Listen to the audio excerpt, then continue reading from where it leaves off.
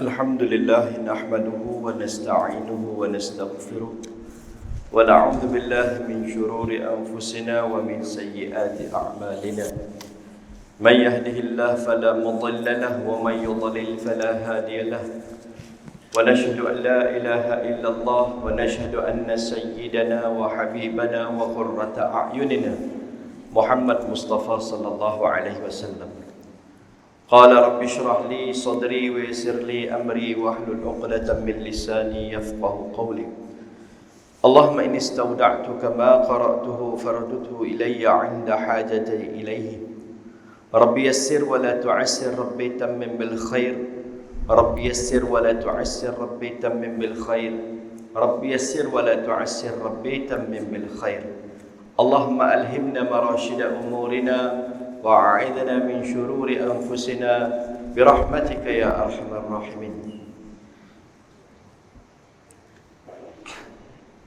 قال الله سبحانه وتعالى أعوذ بالله من الشيطان الرجيم بسم الله الرحمن الرحيم قل إن كنتم تحبون الله فاتبعوني يحببكم الله ويغفر لكم ذنوبكم والله غفور رحيم.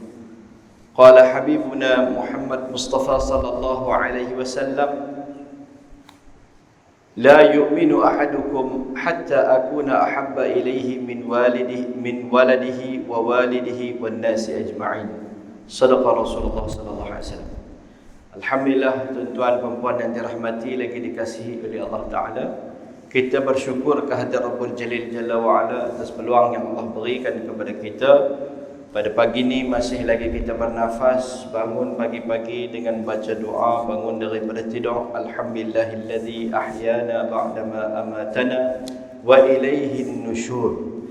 Kita bangun pagi dengan kita buat pengakuan alladzi ahyana ba'dama amatana, yang telah menghidupkan kita setelah mematikan kita. Makna semalam kita mati seketika, kemudian Allah telah bangkitkan kita semula pagi ini dalam keadaan bernafas. Kita bersyukur atas nikmat tersebut. Dan kedua, kita dapat menunaikan salat subuh secara berjemaah. Ini juga merupakan nikmat yang sangat-sangat besar. Baik tuan-tuan, dengan syukur kepada Allah Ta'ala, kita diberi peluang oleh Allah untuk duduk dalam halqah, dalam pengajian, halqah-halqah ilmu yang disifatkan oleh baginda Nabi SAW sebagai majlis maghfirah, majlis pengampunan dosa. Semoga majlis umpama ini melembutkan hati kita, mendekatkan kita kepada Allah, insya-Allah. Baik tuan-tuan, kalau kita beri peluang, insya-Allah saya sambung balik hari itu dengan muzakarah kita. Kita masih lagi berkaitan dengan hadis ni, cuma kita sentuh mendalam sikit tentang beberapa sunnah. Boleh sambung nak? Beberapa contoh sunnah. Kita masih daripada hadis yang ke-53 daripada Anas radhiyallahu anhu. Nabi SAW bersabda, muka surat 72, la yu'minu ahadukum hatta akuna ahabba ilaihi min waladihi wa walidihi wan nasi ajma'in. Tidak beriman seorang kamu hinggalah aku lebih dicintai daripada anak dan bapaknya serta seluruh manusia wan nasi ajma'in. Baik, dalam nak membuktikan cinta, kita bicarakan panjang tajuk tu, kita sebut ittiba'ur rasul. Bukti cinta yang paling kukuh adalah kita mengikuti Rasul sallallahu alaihi wasallam, mengamalkan sunnah baginda Nabi SAW dalam kehidupan kita. Kemudian kita mula bicara di antara contoh-contoh sunnah Nabi dalam kehidupan kita yang boleh kita praktikkan. Kalau kita masih ingat hari itu, kita sentuh tentang sunnah baginda Nabi ketika makan. Satu, makanan sunnah. Kedua, pemakanan sunnah. Makanan sunnah pun banyak dok, petikai tak habis lagi. Yang tu pun dia ada satu tajuk yang lain, kan? Kedua, pemakanan sunnah, cara makan yang sesuai dengan sunnah. Baik. Ketiga yang kita ceritakan ni tentang adab-adab makan dengan cara sunnah baginda Nabi sallallahu alaihi wasallam. Jika kita berkesempatan, kita tengok 3 adab ya. Baki ada ustaz-ustaz lain yang akan datang, kan, bukan tajuk kita. 3 sunnah yang sangat berkait rapat dengan kita. Makan, tidur, bangun tidur, lepas tu tandas. Bangun tidur, pergi tandas, makan. Makan, minum. 3 sunnah tu. Sebagai contoh, sempena dengan bulan Rabiul Awal ni kan, bulan kelahiran Muhammad Mustafa sallallahu alaihi wasallam. Baik. Ringkasnya pada hari itu, pertama kita sebut Nabi makan secara duduk. Baginda Nabi tidak pernah makan menggunakan meja. Kita bukan nak cerita tentang hukum hukum harus tak harus, tak ada masalah. Beli meja ber-3,000 takkan nak duduk bawah. Kita katakan tak ada masalah. Cuma berilah peluang kepada diri kita dan keluarga kita sekali-sekala untuk amalkan sunnah Nabi sallallahu alaihi wasallam. Kita bagi saranan hari itu, contoh hari Sabtu ataupun hari Ahad, kita bersama dengan keluarga hamparkan sufrah dengan baik, duduk makan. Kenapa? Pertama, ta'lim, nak mengajak keluarga kita, nak mengajak dan nak mengajak. Ajak ahli keluarga kita, inilah cara makan Nabi. Perkenalkan kepada mereka. Kedua, nak mengajak mereka, mai kita sama-sama duduk makan cara Nabi sallallahu alaihi wasallam. Kenapa? Kerana perkara ni penting. Man tahawana bil adab, siapa yang berlebih kurang dengan perkara adab, kemudian dia akan yatahawanu bis sunan, dia akan berlebih kurang dengan perkara-perkara yang sunat. Man tahawana bis sunat, siapa yang berlebih kurang dengan perkara-perkara yang sunnah ni, perkara yang sunat ni, bukan sunat ni, maka kemudian dia akan yatahawanu bil faraid, dia akan berlebih kurang dengan perkara-perkara yang fardu. Itu asas dia. Orang yang jaga sembahyang sunat sebelum subuh, dia nanti jaga sembahyang fardu. Orang yang takat sembahyang fardu geng masbuk kan, nanti dia nanti lebih kurang nanti tentang lama kelamaan dia akan lebih kurang tentang perkara fardu tu. Perkataan ni kalau tak silap saya adalah perkataan Syah Waliullah Ad-Dihlawi, dinisbahkan kepada Syah Waliullah Dihlawi, bukan Ustaz Anwar Al-Sawi kan, Syah Waliullah Ad-Dihlawi. Baik tuan-tuan, kita cerita pada hari itu tentang 3 cara kita duduk makan. Kita cerita tentang mengambil wuduk sebelum kita makan. Dan kita katakan bahawa kita ni sunat, kita dalam mazhab Syafi'i membasuh tangan, dimasukkan dengan ambil wuduk tu, basuh tangan, kumuk mulut.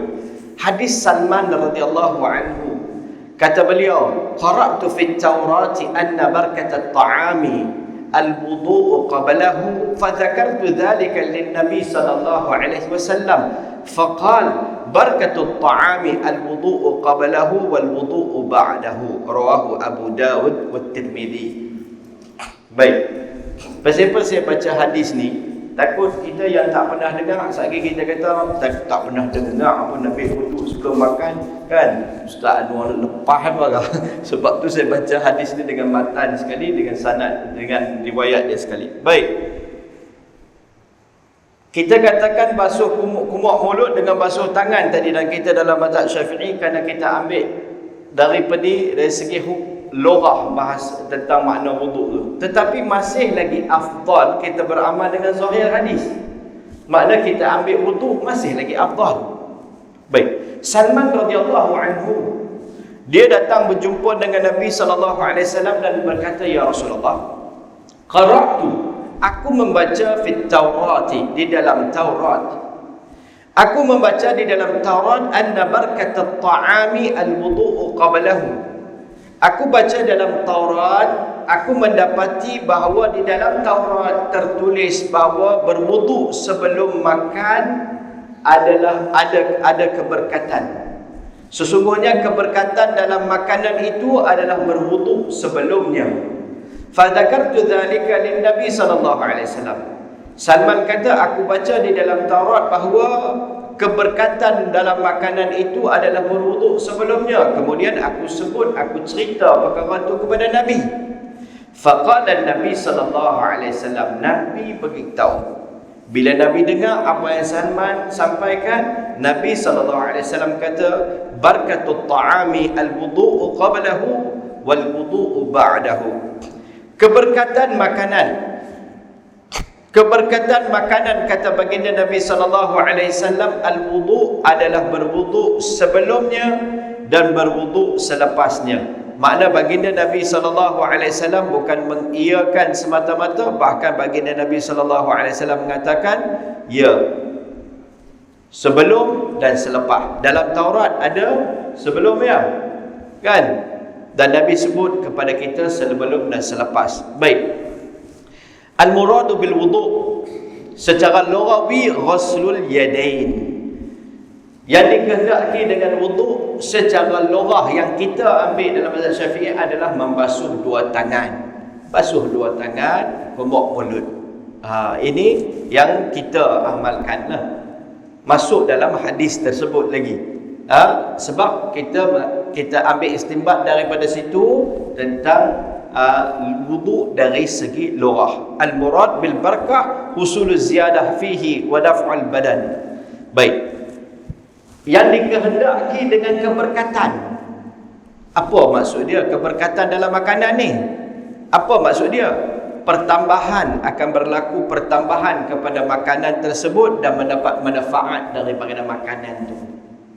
Makanan yang kita makan dengan kita basuh tangan dan kita pemuk mulut sebelum kita makan ni, makanan tersebut akan ada keberkatan sebelum dan selepas. Maksud dia apa?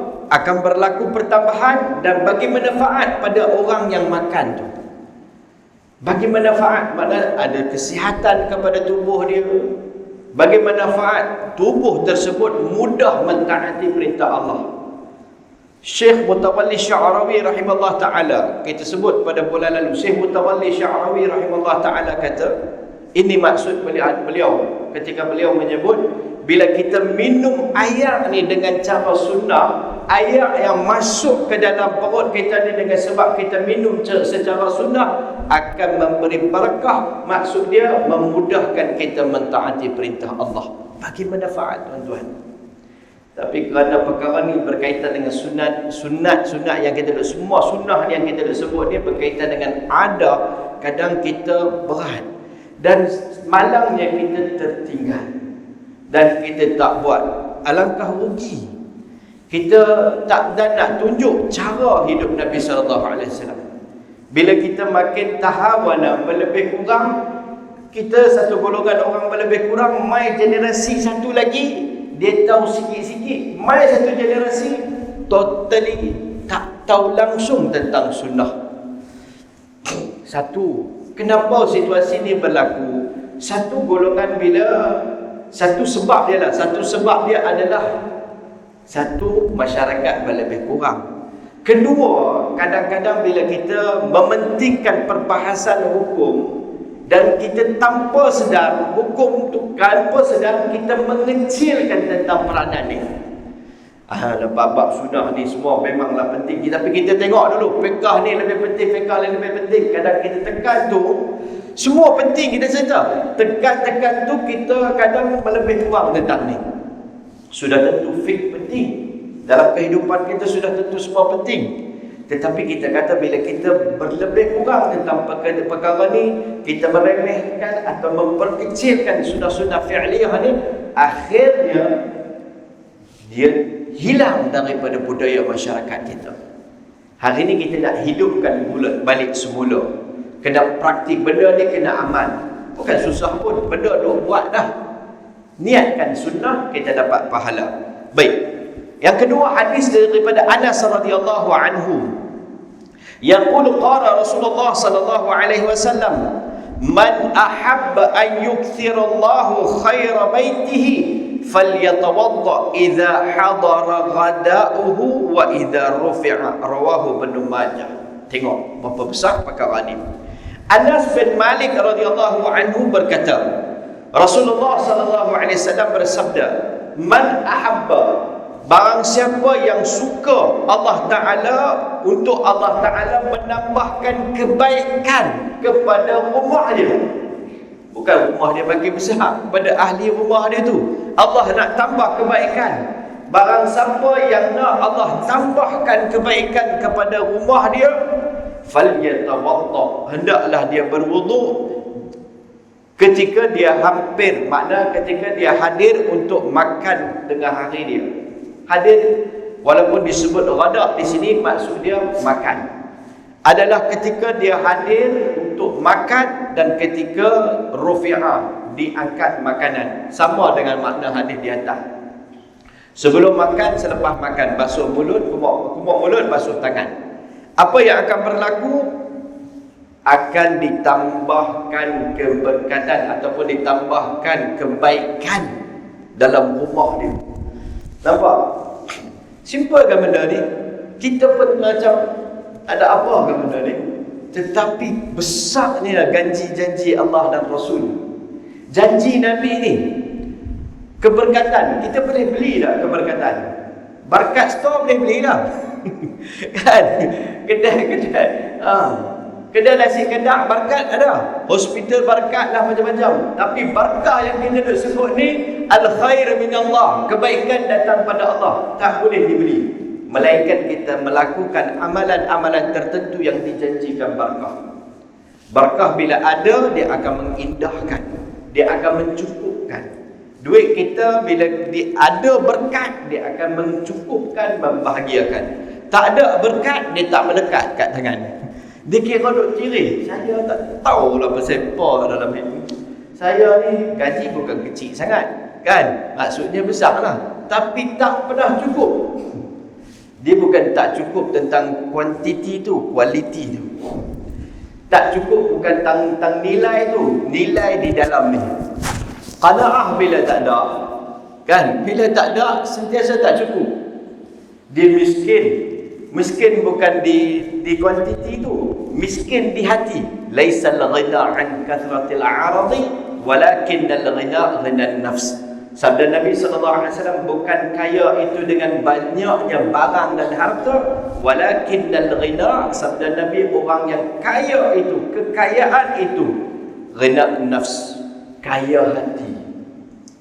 Kaya hati rasa sentiasa cukup.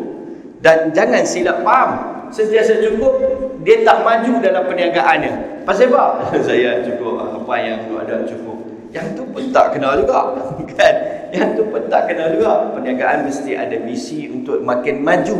Tapi kita sentiasa dalam hati ada qanaah, rasa cukup dengan apa yang Allah bagi. Ada sikit alhamdulillah. Ada banyak boleh bedak-bedak bersama. Kan? Betapa bahagia dalam hidup ni. Baik, balik pada tajuk kita. Baik, kemudian baginda Nabi SAW cerita lagi beberapa perkara berkaitan dengan sunnah. Baik. Hari itu kita sebut ketika kita nak makan, di antara perkara yang kita sebut pada hari itu adalah aklu mutawadhi'an, makan dengan tawadhu', rendah diri, makan duduk di bawah. Tadi kita sebutkan hadis tersebut. Baik, Ayyub radhiyallahu anhu kata beliau, anna Nabi sallallahu alaihi wasallam kana idza akala ihtafaza. Baginda Nabi sallallahu alaihi wasallam apabila makan, baginda Nabi akan duduk dengan tenang. Baik. Yang ni kaifiat duduk kita dah ceritakan hari itu. Macam mana Nabi duduk. 3 kaifiat kita cerita. Wa qala akalu kama ya'kulul 'abdu. Kata beliau, makan macam mana satu orang hamba makan. Hamba makan macam mana? Kan? Rendah diri, tawadhu'an. Sebab tu yang disebut hikmah daripada makan dalam keadaan duduk tadi. Baik. Wa ajlisu kama yajlisul 'abdu fa innama ana 'abdun. Nabi sebut, beliau kata, wa ajlisu, dan aku duduk, kama yajlisul 'abdu, seumpama satu orang hamba duduk. Fa innama ana 'abdun. Sabda Nabi, sesungguhnya aku adalah seorang hamba. Ini sifat hamba. Dalam satu riwayat kan cerita satu orang wanita, bila dia lalu tengok Nabi duduk makan duduk di bawah. Wanita ni dia macam memperkecilkan Nabi. Kan? Dia nampak macam meremehkan Nabi sallallahu alaihi wasallam. Kemudian baginda Nabi sallallahu alaihi wasallam bila dengar kataan dia, dia kata, Allah duduk makan macam hamba. Nabi kata, innama ana 'abdun. Aku hamba.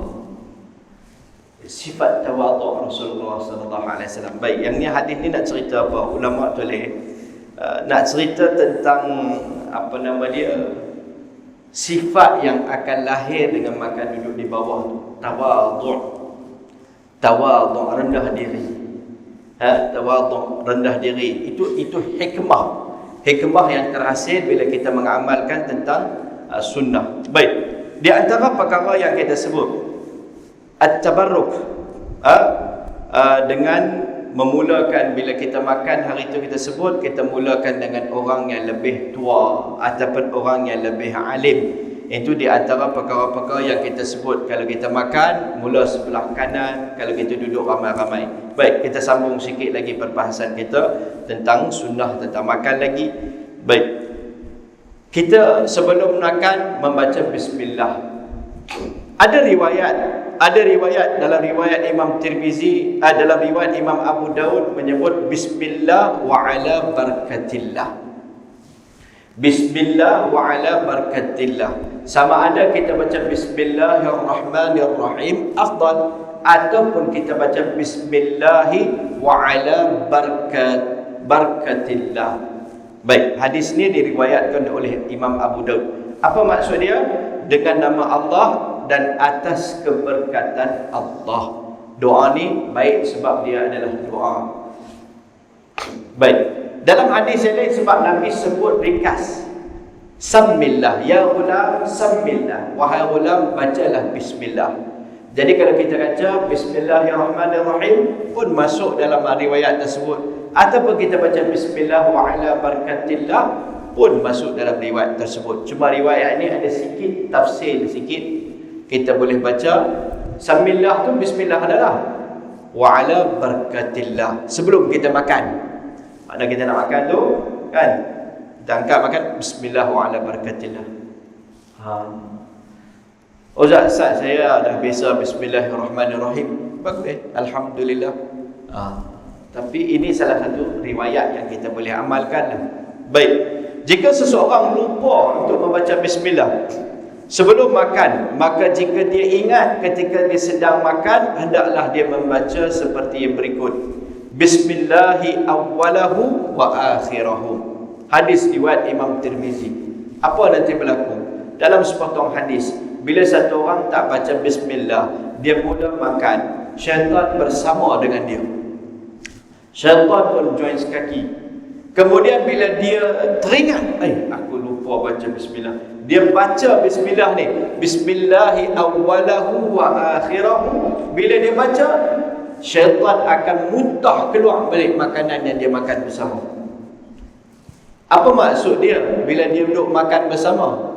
Hilanglah keberkatan pada makanan tu. Daripada tadi duk cerita keberkatan kita cari, kan?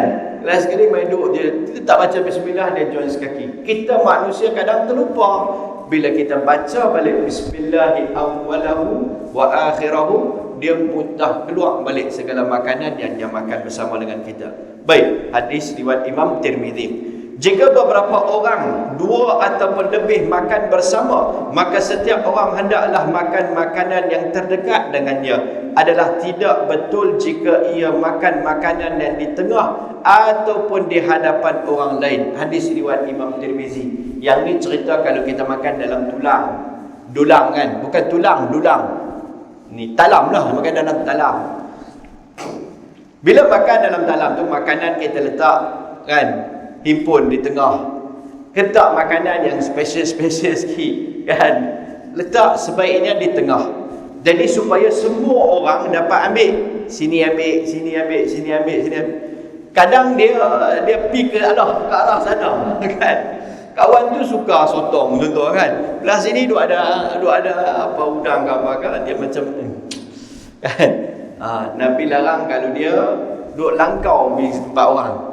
Kan dari sini sana tarik sana kan. Ini kurang beradab. Baik, sekali satu orang sahabat Nabi, dia budak makan bersama dengan Rasulullah. Hadis ni ada banyak hikmah. Bila makan bersama dengan Rasulullah sallallahu alaihi wasallam, budak kecil kan, bila dia makan, tangan dia pergi sana, pergi sini, nak ambil tu, nak ambil ni. Nabi tegur, ya ghulam, samillah. Kul mimma yalik. Wahai budak kecil, Nabi sebut, samillah, baca bismillah. Kul mimma yalik, makan apa yang ada di depan. Di sini, ingat bulan lalu kita sentuh benda ni. Nabi ajak tarbiyah. Nabi marah tak? Ada akal tak? Adab tau. Kadang makan kenduri kan. Budak-budak duduk sana. Nabi ni siapa tuan-tuan? Presiden Madinah. Kan? Tapi makan dengan orang budak kecil. Bukan hamba di situ, budak kecil. Dan Nabi di sini ajak, di mana salah satu hikmah daripada hadis ni, tempat yang sesuai untuk kita ta'lim tarbiyah, mengajar tarbiyah, mendidik anak. Ulama tarbiyah tulis hikmah masa makan. Sebab tu saya sebut hari tu, kalau kita boleh tentukan setiap hari masa makan bersama. Tiap-tiap hari. Tapi tak boleh masing-masing sibuk secara mingguan. Anak-anak kita dah besar, seminggu sekali sekurang-kurangnya kita dapat duduk makan bersama ni. Masa ketika makan tu lah kita boleh sampaikan mesej tarbiyah ni. Sebab dia dekat hikmah. Sebab Nabi tengok ni masa bila tengah makan. Dan tuan-tuan, cakap masa makan ni merupakan sunnah. Setengah orang dia silap faham tentang benda ni. Bila makan, nak makan ke nak bercakap? Kan? Makan jangan bercakap. Masa makan cakap adalah sunnah. Ada banyak riwayat Nabi pernah melawak dengan Sayyidina Ali radhiyallahu anhu masa makan kurma. Kurma tak apalah Ustaz, kurma coklat mah. Ni makan nasi. Ya, serta ni makan nasi ni. Bukan makan nasi lah, Nabi tak makan nasi kan. Makan roti, mana makan makanan besar berat lah. Sambillah, baca bismillah. Kul mimma yalik, makan apa yang ada di depan. Jadi itu baik. Kita makan hidang tak salah untuk kita ambil kan. Tapi kalau jauh betul, suruhlah orang suruh. Ini semua adab kan. Jangan nak meranggak nak ambil kan. Penting apa yang Nabi ajar, pentingkan adab. Adab hari ni kurang dah dipentingkan. Apa yang berlaku, dia jadi biadab. Bila WhatsApp group family dah mula meninggalkan tentang adab. WhatsApp group family kan, WhatsApp ni dia tak ada, message ni dia tak ada. Berlaku biadab. Kalau berdepan ni dia ada adab, nak cakap pun dia ingat sikit. Tapi kalau dalam grup tu kan, dia tak ada adab. Masa tu dia rasa nak smash apa, dia smash. Pak makan ke, tak cari tak makan ke, dia bagi dalam tu. Jadi hati-hati. Kalau kita lebih kurang dengan adab, tanpa kita sedar, kita akan melahirkan golongan yang tidak beradab. Bahasa lain biadab. Wujud generasi yang tak tahu tentang adab. Biadab. Lebih kurang. Orang tua pun tak tahu, muda pun tak tahu, hormat ulama pun tak tahu, kan? Sampai macam-macam lah. Hari ni benda ni bukan satu rahsia untuk kita. Kita duk tengok benda. Tapi kalau kita fikir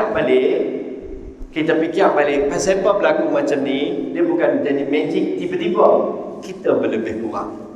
Kita balik kepada generasi dulu, mereka ambil berat, orang tua-tua kita dulu ambil berat tentang adab.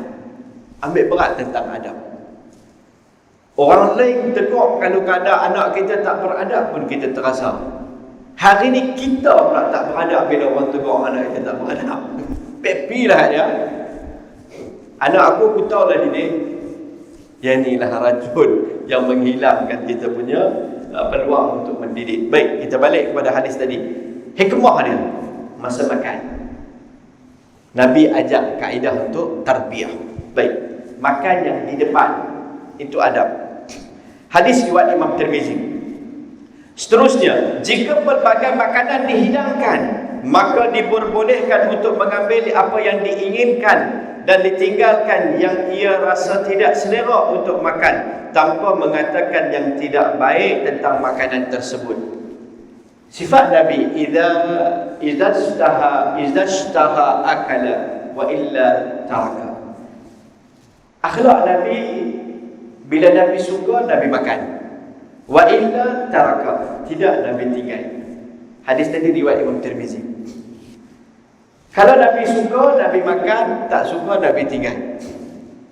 Ma'aba ta'aman qattu, tak pernah Nabi mengaitkan makanan langsung. Yang ni memang susah untuk kita orang Penang. Tambah mi kenduri. Macam mana makanan? Dok. Dalca out. Kari ayam. Aku tadi duk ingat ayam ke itik je masuk tu. Tak tahulah nak cerita kan. Paklah dia banyak duit. Bukan takat kata makanan, dengan yang panggil makan sekali dia berumpat. Catering kena masuk. Kita kalau banding dengan hadis tu, tak tahulah dah kena kelut lagi dah. Kan? Nabi tak pernah. Idza ishtaha, Nabi suka, Nabi makan. Sekali Nabi tengah makan dengan satu orang sahabat. Nabi suka labu. Tujuhlah. Sikit lagi ha. Berapa? Bolehlah sikit. Nabi suka makan labu. Jadi bila Nabi makan tatapu', Nabi duk cari labu. Ambil kat situ, ambil kat sini. Kan? Di satu orang sahabat Nabi duk tengok. Sejak pada hari tu, ni yang cerita sahabat ni. Bila dia dapat tahu kata Nabi ni suka makan labu, semua makanan dia, semua lauk dia pesan kat bini dia, suruh labu. Ni cerita sahabat ni. Kita hari ni nak amalkan sunnah bersyarat. Saya memang nak amal lah, tapi syarat saya bersyarat, tapi dakwah cinta. Saya nak amal sunnah, tapi nantilah dulu saya penting kawan. Saya nak amal sunnah, tapi habis. Memanglah Ustaz cakap tu sedang kan. Kami ni tak biasa duduk bawah. Ustaz tahu lah, saya nak lipat ni, saya nak macam-macam syarat. Kan? Masya Allah. Tapi bila YB main duduk makan di bawah, semua boleh duduk bawah. Contoh, bukan di sini lah, ada cerita tempat lain kan. Sebab rasa kemuliaan. Tapi nak amalkan sunnah Habib Muhammad sallallahu alaihi wasallam. YB sekali YB. Kan? Kadang perlukan pengorbanan tapi tak bersyarat gitu ni. Ni sahabat Nabi. Tengok Nabi suka semua lauk dia pesan kat isteri dia, suruh bubuh labu. Baik. Nabi suka, Nabi tatabuk, Nabi cari, Nabi makan. Wa illa taraka, tidak Nabi tinggal. Pernah dihidangkan tok depan Nabi, Nabi tak makan. Khalid bin Walid makan. Hadis ni cukup masyhur. Kan? Bila ditanya kepada Nabi haram kan, Nabi kata tak. Lam takun fi ardina. Tak ada kat tempat kami. Kami tak biasa makan. Macam kita lah orang main bubuh benda yang kita tak biasa makan. Kita jarang makan arnab ke apa kan. Sekali dia bubuk arnab masuk, sebelum masuk tu tengok Allah tak sampai hati macam kucing pula. Ada orang kata lagu tu kan, tak boleh sebenarnya kata lagu tu kan. Tak makan. Landak ke apa kan. Tak boleh makan. Ma'aba, jangan aitkan. Kan? Apa punya orang burung merpati tu duk elok-elok dia tangkap kat su. Dia tak mau makan, jangan aibkan orang. Benda tu halal kan. Tapi kadang-kadang itulah kan. Kadang kita ni kira kita tak boleh, orang lain pun tak boleh. Itu kelemahan kita lah. Kena perbaiki. Ini sunnah yang kita duk cerita. Baik, jika seketul makanan dihidangkan, diperbolehkan untuk menghiris dengan pisau, Bukhari dan Muslim. Asalnya adalah sangat tidak baik menggunakan pisau. Tetapi makanan tu dah besar, kena guna pisau, tak apalah kan. Asalnya gunakan tangannya. Tapi dah daging tu seketui besar tu, kalau nak cobek tak dapat kan. Maka tak apalah, harus. Itu hadis riwayat Imam Muslim dan juga Imam Bukhari. Baik, hadis riwayat Imam Tirmizi, janganlah memotong kepingan daging kecil dengan pisau, tetapi hendaklah dikunyah dengan gigi kerana ia membantu penghadaman. Dan ini dari segi dari segi sahah, dari segi kesihatan. Baik, Nabi sebut kalau dah daging tu kecil, kan, tak payahlah nak tiru, nak belagak-belagak jadi masalah, duk potong kan. Dah kecil tak ada keperluan pun gunalah tangan. Nak cobek kata besar sikit, gunakan tangan. Kemudian bila makan tu dikunyah, kerana dia membantu proses penghadaman. Kunyah, jangan telan terus begitu. Yang ni antara sunnah dan juga baik untuk kesihatan. Baik, hadis riwayat Imam Ahmad, makanan yang masih panas jangan dimakan, tetapi makanlah makanan itu apabila ianya sejuk. Yang ni memang susah. Dengan yang duk cakap ni sekali. Pasal nasi kalau tak panas, enjin tak jalan. Kan? Nasi sejuk untuk kita ni kira mujahadah makan wali, kan? Tapi kita boleh buat macam mana? Dalam hadis ni dituntut jangan makan terlalu panas. Kerana ada mudarat. Panas-panas sikit, suap-suap tu sikit kira okey. Nabi tak suka minuman yang terlalu panas. Baik, kita jangan minum bila terlalu panas. Teh, panas-panas sikit kira okey. Tapi sebahagian masyarakat, budaya mereka, teh tu dia memang kena panas. Teh kalau tak panas, dia kata cerai. Kan? Teh kurang panas boleh jadi gaduh. Tuan-tuan tahu tak tu? Negara seumpama Sri Lanka, di peminum teh tu dia kena berasap, syarat dia kena panas macam tu. Kalau tak berasap, teh tu dia tak minum dah. Bahkan dia boleh bergaduh dengan bini dia kalau teh tu tak berasap, pada tak panas lagu tu. Boleh jadi kes, enggak bergaduh. Dianggap satu perkara yang teruk lah. Sedapkan teh ni kira suap-suap. Tapi alhamdulillah kita taklah sampai terang tu kan. Kurang-kurang dia panas-panas sikit tak apa. Suam-suam tak masuk dalam ni. Cuma dituntut jangan makan panas-panas. Beri kesan mudarat kepada kita. Baik, ini sunnah. Kan? Siapa nak makan, makanlah, bukan tak. Tapi kita nak cerita apa? Dak hukum. Tak, kita cerita nak tatabbuk, nak mengikuti sunnah Nabi sallallahu alaihi wasallam. Walaupun dah biasa kita nak belajar cinta Nabi, nak belajar buat macam Nabi, macam yang Nabi suka, maka kita ubah sikit. Tak boleh ubah semua, ubah sikit-sikit, kan? Pelan-pelan. Okey, baik. Jangan tiup kepada sembarang makanan. Nabi larang makanan, minuman, kan? Duk tiup nak bagi sejuk. Nabi larang. Minuman tu yang selalu duk berlaku kat kita, makanan dia kurang, minuman, kan? Ayak panas sikit, duk tiup. Jangan tiup pada makanan, kerana kita tak tahu kadang bakteria mana tu ada masuk dalam tu. Habis apa nak buat dah duk panas ni, kita boleh tarik ke apa ke, buatlah apa kaedah yang lain. Jangan tiup pada minuman. Sunnah ni untuk kata kalau kebiasaan orang Arab ni mereka menyimpan cuka dan madu, maka sunnah untuk menyimpan cuka dan madu di rumah. Nabi pernah doa keberkatan. Ni cuka apa? Bukan cuka buatan. Cuka yang ada di rumah Nabi sallallahu alaihi wasallam, cuka daripada kurma. Cuka pada kurma, cuka daripada buah tin, ni semua baik. Tapi sikit. Jangan banyak. Cuka ni tajam. Cuka kalau daripada tin, daripada buah tin, dia ada kandungan fiber. Tapi cuka daripada apple ni dia tak ada kandungan fiber, tapi dia boleh cuci perut. Cuma tak boleh minum banyak. Dia minum sikit je. Satu camca tu pun kalau campur dengan satu gelas ayak suap dah memadai. Jangan pergi balun Nabi sampai satu camca besar. Dia bagi kesan kepada perut, kepada ni usus kita. Bagi orang yang duk amal tu, kita kata amal sunnah biar cara betul, kan? Bila tak cara betul datang mudarat. Sebab tu kebanyakan ada setengah doktor mula berpertikaikan perkara tu. Sebab dia sebenarnya sikit. Tujuan dia nak cuci perut. Minum sebelum tidur, malam dia boleh cuci perut, bersih kita punya perut. Dia orang buat detox lah sebagai kan. Apple ni, cuka apple tu bagus untuk detox. Tapi cuka tin, cuka kurma ni baik, dia selamat sebab dia ada kandungan fiber. Dia tak lukakan usus dan sebagainya. Yang tu kita boleh rujuk dalam buku-buku tip Nabawi bersama dengan kajian-kajian moden pada hari ini. Baik, Nabi kebiasaan mereka orang Arab sebab mereka makan cicah dengan cuka. Kita bukan budaya kita. Tak apalah kan kalau kita nak amal macam ayam tadi.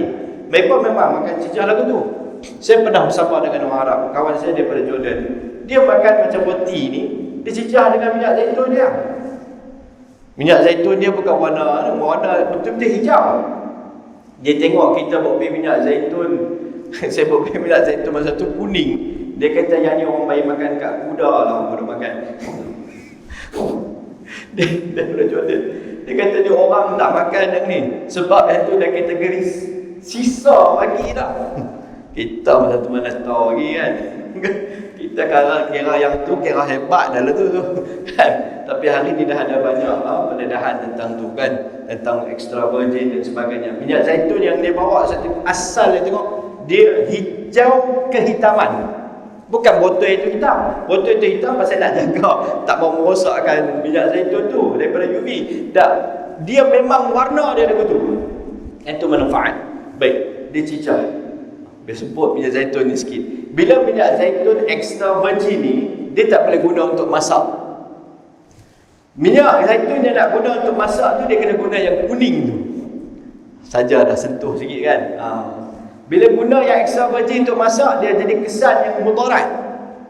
Dia yang tu untuk minum, untuk makan dalam keadaan mentah. Yang masak nak guna, kena guna yang kuning. Baik, masuk balik. Masuk jadi chef dah. Okay. Jaga maniuk makanan, sunnah kita makan. Jadi kita tak ada budaya tu. Kan, tak ada budaya tu. Kita simpan, kita nak minum, kita campur dengan air, boleh. Masih termasuk dalam sunnah. Sebab simpan untuk apa? Simpan untuk guna. Baik, hadis riwayat Imam Muslim. Semasa makan, jika sekiranya terdapat sisa-sisa makanan yang jatuh, maka ia hendaklah diambil dan dimakan. Jangan biarkan syaitan. Jangan biarkan bagi syaitan. Ini keutamaan sufrah, kita panggil hamparan. Bila makan kita letak alas. Nabi bila nak makan, Nabi letak alas makanan. Ada doa pun sekali lepas angkat sufrah tu. Lepas makan angkat sufrah. Baik, letak alas makanan, lepas tu letak makanan. Ada pinggan ke, talam ke. Kemudian bila kita makan, makanan tu terjatuh keluar daripada talam kita ataupun keluar pada pinggan kita, makanan tu jangan buang. Makanan tu ambil di dalam tempat kita atau kita makan. Itu sunnah Nabi. Dalam satu riwayat, cerita kisah sahabat.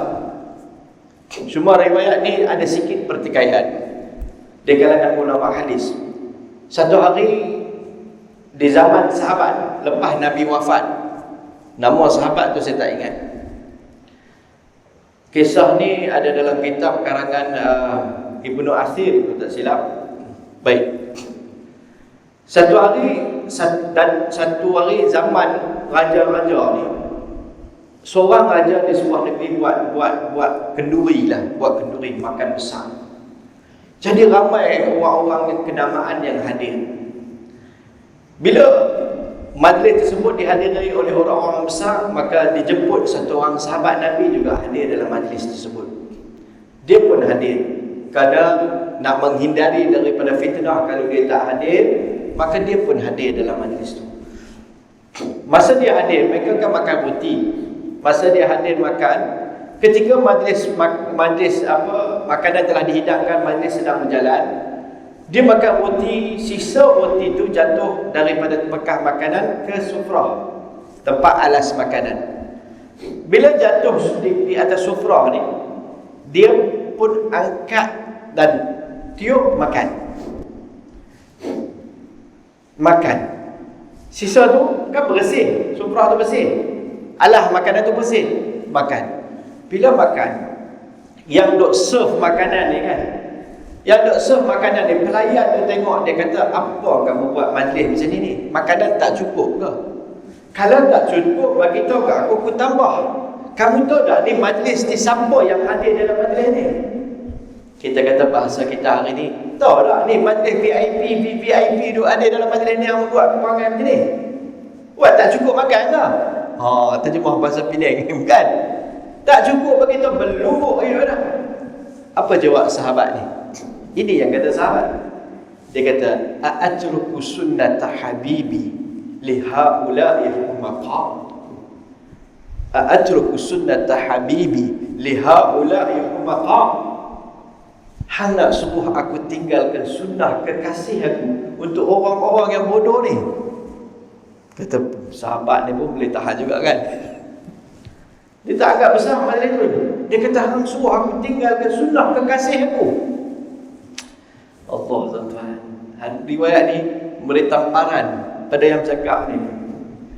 Kadang kita pergi rumah kenduri, kita tahu sisip jari ni sunnah kan? Tapi kadang ramai orang ada di situ, kita malu nak sisip jari kan? Sisip juga kan? Tutup-tutup sikit. Khalif tengok kita sunnah Nabi, tapi nak buat malu. Sahabat ni cinta mereka kepada Nabi dalam hati macam gunung, siapa pun tak boleh ubah. Itu yang kata sahabat tu. Sebab tu kata dalam sepotong hadis Nabi kata, lau anfaqtum mithla uhudin dhahaban, kalau hampa menafkahkan seumpama gunung Uhud emas sekalipun, tak boleh sama dengan sahabat aku menafkahkan mudda seumpama satu mud atau nasifahu, atau sebahagian daripada satu mud. Hampa bawa satu gunung pun tak boleh sama dengan sahabat aku. Nabi tegur, jangan hina sahabat aku. Ini sahabat.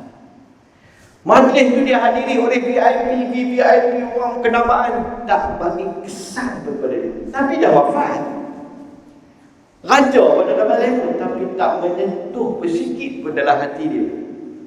Tak boleh letak sama dengan kemuliaan kepada Nabi SAW. Sunnah tu kan kita nampak macam remeh kan? Ini sahabat. Makanan yang jatuh, sisa angkat balik. Orang besar-besar ada depan kita jatuh depan talam, kita nak angkat. Kat saya tanya diri saya, kadang kita malu walaupun kita tahu sunnah Nabi tu. Tahu sunnah Nabi kan? Nak angkat juga tapi malu-malu. Kali tengok kan? Kali tengok tu cover lain, angkat pelan-pelan kan? Malu nak amal sunnah Nabi. Ada dalam hadis, memang ada dalam hadis, tapi nak amal tu, ini cinta. Sejauh mana kemuliaan Nabi dalam hati. Kemuliaan itu akan membawa kita kepada amal. Jadi tuan-tuan, saya rasa sampai setakat ni lah insya-Allah yang sempat kita kongsikan. Kita berada di bulan Rabiul Awal. Ini peluang bila kita ambil sempena ni untuk kita memulakan satu episod yang baru dalam hidup kita yang lebih baik. Ambil kesempatan yang ada di bulan Rabiul Awal sebagai peluang untuk kita mengenali Nabi sallallahu alaihi wasallam. Sebagai peluang kita untuk mulakan langkah untuk praktik dalam hidup kita, praktik dalam kehidupan keluarga kita tentang sunnah Nabi sallallahu alaihi wasallam. Kalau boleh kita mula dalam rumah kita, perkenalkan kepada ahli keluarga kita tentang Nabi. Siapa dia Nabi sallallahu alaihi wasallam? Mula bulan Rabiul Awal ni sebagai satu peluang. Antara kitab yang baik yang perlu ada dalam rumah adalah Syama'il Muhammadiyah. Baca kepada ahli keluarga kita 5 minit. Apa nak jadi 5 minit ni? 5 minit kita duduk bersama, kita baca satu riwayat daripada Syama'il Muhammadiyah. Dia bagi kesan. Jangan sekali kita baca 5 jam, hari tu khatam kan? Dia bagi kesan juga. Lepas ni anak tengok dia lari 1000 batu kan? Nampak bapak pegang kitab dia terbelah terus. Tadriji, pelan-pelan. Dia bagi kesan tu. Baca Syama'il Muhammadiyah. Ada kitab 40 hadis ringkasan daripada Syama'il Muhammadiyah pun baik. Saya pun teringat bulan ni nak buat satu daurah 40 hadis. Ada satu kitab 40 hadis yang diringkaskan daripada Syama'il Muhammadiyah. Satu kitab yang baik. Syama'il Muhammadiyah pun ada ringkasan. Ada satu buku nama dia Insan Teladan.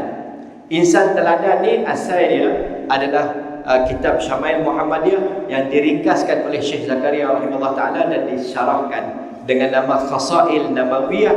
Daripada tu anak murid dia nama Mufti Ahmad Biman, dia telah menguraikan sikit lagi dan diterjemahkan ke bahasa Melayu dengan tajuk Insan Teladan. Cuma ada beberapa perkara di situ yang kena ambil perhatian, dia berkaitan dengan mazhab Hanafi. Kita tinggallah perkara berkaitan dengan hukum. Yang ala kulli hal, satu kitab yang baik yang tu. Boleh kita baca di rumah. Kitab yang mudah, Syekh Zakaria rahimahullah ta'ala ada kitab Fadail A'mal, kita tahu kan. Yang tu cukup hebat kesannya. Dia ada kisah-kisah sahabat di belakang tu. Kalau boleh kita luangkan masa bersama keluarga 5 minit setiap hari, dengar di bahagian belakang tu berkaitan dengan kisah-kisah sahabat, supaya anak kita kenal siapa dia sahabat Nabi. Ajaib tuan-tuan. Hari ni anak kita kenal nama setiap pemain bola, nama setiap artis. Kawan tu pakai tudung, kawan ni buka tudung, kawan tu gaduh, kawan ni gaduh, kawan tu pakai berus gigi ni, artis ni pakai berus gigi tu. Tapi dia tak kenal siapa dia sahabat-sahabat Nabi sallallahu alaihi wasallam. Kenapa kita tak bagi ruang, kita tak bawa benda itu masuk dalam rumah? Perkenalkan tentang Nabi, perkenalkan tentang sahabat Nabi. Kita mulakan dengan bulan Rabiul Awal ni, tuan-tuan. Percayalah, yakinlah tuan-tuan, bila kita perkenalkan, mereka akan menjadikan Rasulullah sebagai idola mereka. Sikit-sikit. Pasal kedua sepatutnya kita, tapi kita ada banyak kelemahan, kekurangan. Bila mereka nampak Nabi itu satu punya karakter yang hebat, senang dia nak tiru. Kita pun pelan-pelan meniru, mereka pun pelan-pelan akan mudah mencintai dan meniru kehidupan baginda Nabi sallallahu alaihi wasallam. Semoga Allah dengan belas ihsan memberi keupayaan, kekuatan kepada saya yang bercakap ni pertama dan kita sama-sama untuk mencontohi Nabi sallallahu alaihi wasallam dan seterusnya mendapat kasih cinta Allah dan mendapat pengampunan Allah Subhanahu wa taala. Wallahu subhanahu wa taala a'lam. Allahumma lakal hamdu kulluhu wa lakal syukru kulluhu ya rabbal alamin. Allahumma salli wa sallim ala habibina wa qurrati a'yunina Muhammad Mustafa sallallahu alaihi wasallam. Rabbana zalamna anfusana wa in lam taghfir lana wa tarhamna lanakunanna minal khasirin. Allahumma atina anfusana taqwaha fa anta khairun zakkaha anta waliyuha wa maulaha. Allahumma aslih sya'nana kullaha ya rabbal alamin. Allahumma waffiqna lima tuhibbu wa tardah. Allahumma arhamna bitarkil ma'asi abada ma abqaitana ya rabbal alamin. Ya Allah, ya Tuhan kami, ampunkan dosa kami ya Allah, bersihkan hati, minda dan pemikiran kami ya Allah, bimbinglah kefahaman agama dan kehidupan kami ke arah ridha-Mu ya Allah. Ya Allah, janganlah Kau biarkan kami tertipu dengan kemasyhuran pangkat dan kedudukan ya Allah. Ya Allah, jangan Kau biarkan hati kami liar daripada mencintai-Mu ya Allah. Ya Allah, jinak-jinakkan hati kami untuk mencintai-Mu dan Rasul-Mu ya Allah. Didik, bimbing, pimpinlah ya Allah kecintaan kepada-Mu dan Rasul-Mu ya Allah. Ya Allah, kami masih belum lagi benar-benar mencintai-Mu dan Rasul-Mu ya Allah. Ya Allah, Kau tanamkanlah perasaan kasih cinta mendalam kepada-Mu dan Rasul-Mu ya Allah. Ya Allah, Kau berilah taufik untuk mengikuti sunnah Nabi sallallahu alaihi wasallam dalam kehidupan kami. Kau berilah taufik untuk terapkan sunnah Nabi sallallahu alaihi wasallam dalam kehidupan kami. Kau berilah kekuatan kepada kami untuk memperjuangkan sunnah-sunnah baginda Nabi sallallahu alaihi wasallam. Kau berilah keyakinan bahawa sunnah, kehidupan sunnah baginda Nabi sallallahu alaihi wasallam beri kejayaan dalam kehidupan kami ya Allah. Rabbana zalamna anfusana wa in lam taghfir lana wa tarhamna lanakunanna minal khasirin. Wa sallallahu ala ali Muhammadin subhana rabbika rabbil izzati amma yasifun wa salamun ala al-mursalin walhamdulillahi rabbil alamin. Taqabbalallahu minkum minna minkum taqabbal ya karim. Assalamualaikum warahmatullahi wabarakatuh. Sebarang salah silap dalam penyampaian saya, jutaan maaf dimohon daripada tuan-tuan dan puan-puan insya-Allah.